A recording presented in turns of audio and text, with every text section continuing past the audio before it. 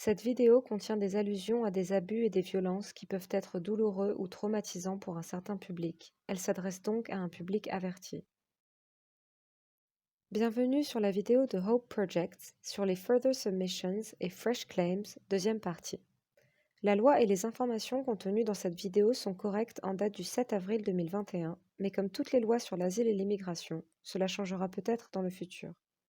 Aussi, si vous n'avez pas déjà regardé la première partie, je vous conseille de le faire avant de regarder cette vidéo. Une fois que les Further Submissions ont été soumises au Home Office, le paragraphe 353 des règles sur l'immigration s'applique. Cette règle dit que les submissions, c'est-à-dire le document que vous avez donné, représenteront ou constitueront une fresh claim si les informations ou les documents que vous avez soumis sont significativement différents des informations et des documents qui ont déjà été considérés dans le passé. Significativement veut dire important, considérable ou notoire. Différent veut dire que ce n'est pas la même chose. Les submissions seront considérées significativement différentes uniquement si les informations contenues n'ont pas déjà été considérées et qu'en les prenant conjointement avec les informations déjà contenues dans votre ancienne demande, il existe une possibilité réaliste de succès. Ceci ne s'applique pas aux demandes faites à l'étranger. Ici, significativement différent veut donc dire quelque chose d'important que le Home Office n'a pas déjà considéré ou étudié. Alors, qu'est-ce que peuvent être ces informations n'ayant pas déjà été considérées? Voici quelques exemples. Des documents provenant du pays d'origine, comme des avis de recherche, des documents du changement de circonstances dans le pays d'origine, un changement de jurisprudence, comme une nouvelle décision de justice rendue par un tribunal, des éléments venant d'un expert d'un pays ou d'un expert médico-légal, des preuves d'activité au Royaume-Uni, comme des manifestations contre le gouvernement de votre pays d'origine, une nouvelle demande basée sur de nouveaux motifs, comme le fait de se convertir à une autre religion.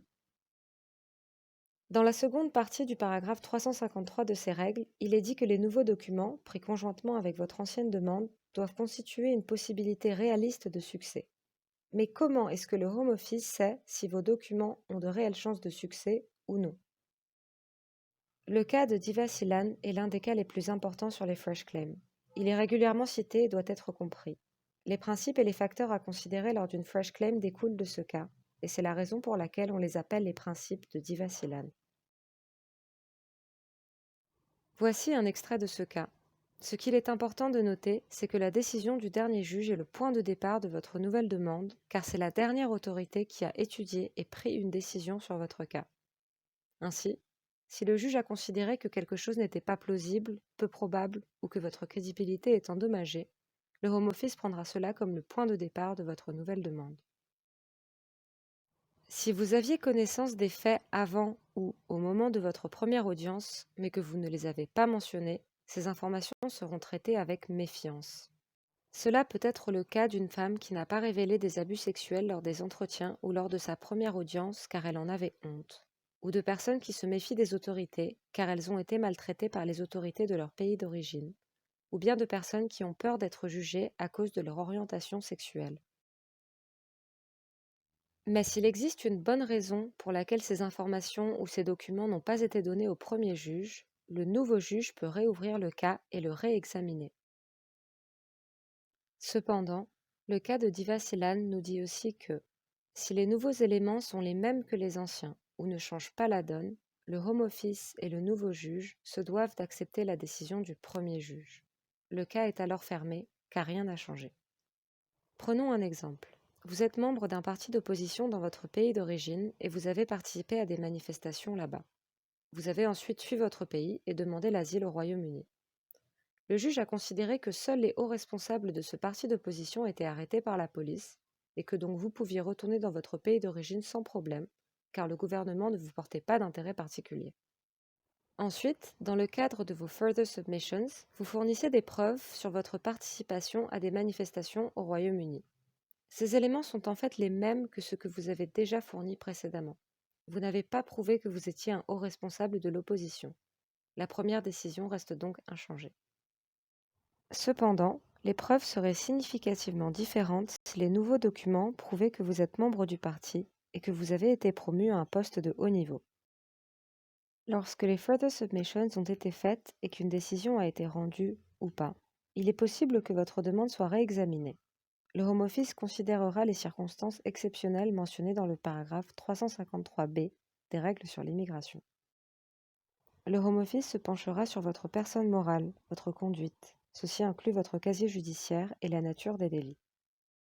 Le Home Office regardera aussi si vous avez enfreint les règles qui vous avaient été imposées dans les cas où il vous avait accordé un titre de séjour, une autorisation temporaire de séjour ou une caution dans le passé. Par exemple, un visa étudiant ne permet pas de travailler plus de 20 heures par semaine durant le semestre d'études, où il est parfois demandé aux demandeurs d'asile d'aller signer régulièrement dans un centre d'immigration. Ils vont aussi considérer la durée de votre séjour au Royaume-Uni pour des raisons qui ne dépendent pas de vous, particulièrement après que votre demande ait été refusée.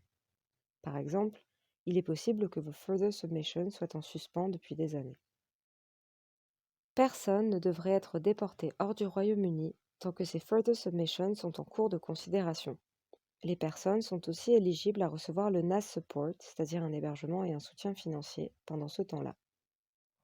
Le Home Office étudiera votre dossier et décidera de vous accorder ou non un titre de séjour, et si vous avez une fresh claim ou pas. S'ils ne vous accordent pas de titre de séjour, ils décideront ensuite si vos nouveaux documents constituent une fresh claim. S'ils ne constituent pas une fresh claim, ils refuseront, sans vous donner le droit de faire appel. On appelle cela un refus de further submissions, car les documents soumis ne constituent pas une fresh claim. Mais qu'en est-il si les éléments constituent une fresh claim? Alors le Home Office décidera de vous accorder ou non un titre de séjour sur la base de cette fresh claim. S'il vous accorde un titre de séjour, c'est un succès. S'il refuse, vous devriez avoir le droit de faire appel, ou votre cas sera entendu par un nouveau juge. Et c'est là où les principes de Divasilan s'appliquent. Enfin, si le Home Office trouve qu'il y a des circonstances exceptionnelles, un renvoi hors du Royaume-Uni n'est pas envisageable. Ceci ne s'applique pas aux submissions faites à l'étranger ou lorsqu'une personne est susceptible d'être déportée. Comme disait la poète américaine, écrivaine et militante des droits de l'homme Maya Angelou, j'ai fait ce que je savais faire. Maintenant que j'en sais plus, je fais mieux. Merci beaucoup d'avoir regardé cette vidéo. Si vous êtes intéressé par de futures vidéos, n'hésitez pas à visiter notre site internet.